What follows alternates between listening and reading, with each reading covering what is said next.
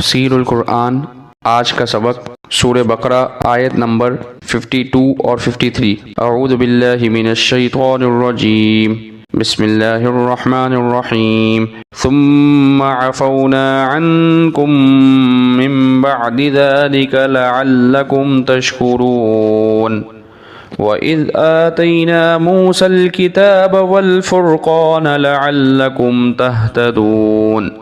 ترجمہ: پھر ہم نے اس کے بعد تم سب سے درگزر کر دیا تاکہ تم شکر ادا کرو، اور جب ہم نے موسیٰ کو کتاب اور فیصلہ کرنے والی چیز دے دی تاکہ تم ہدایت پاؤ۔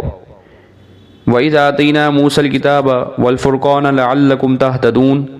اس آیت مبارکہ کی تفسیر میں یہ بات لکھی ہے کہ اس آیت میں تورات شریف عطا فرمانے کا ذکر ہے۔ بنی اسرائیل پر جو اللہ کے بڑے بڑے انعامات ہوئے، ان میں سے ایک یہ ہے کہ ان کو ایک جامع کتاب دی گئی جو احکام پر مشتمل تھی۔ اس میں احکام دینیہ پوری طرح واضح طور پر بیان فرما دیے گئے تھے۔ چنانچہ تورات کو فرقان یعنی حق اور باطل کے درمیان فرق کرنے والی کتاب فرمایا۔ بعض حضرات نے فرمایا کہ اس کا معنی یہ ہے کہ حلال و حرام کے درمیان فرق کرنے والی۔ یہ دونوں باتیں ٹھیک ہیں۔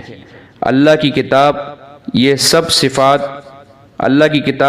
سب صفات ہیں، حق اور باطل کے درمیان فرق کرنے والی ہے، اور حلال اور حرام کے درمیان بھی۔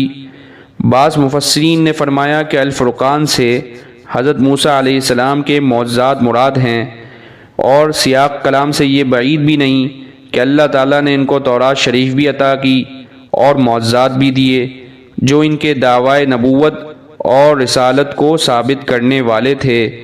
جو انعامات موسیٰ علیہ السلام پر ہوئے وہ سب بنی اسرائیل پر بھی ہیں، کیونکہ بنی اسرائیل ان کی امت میں سے تھے، اور خود حضرت موسیٰ علیہ السلام بھی بنی اسرائیل میں سے تھے۔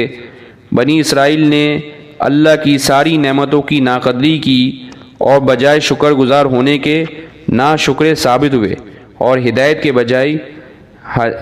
کے بجائے گمراہی اختیار کی، جس کا تذکرہ آئندہ آیات میں آ رہا ہے۔ وآخر دعوانا ان الحمد للہ رب العالمین۔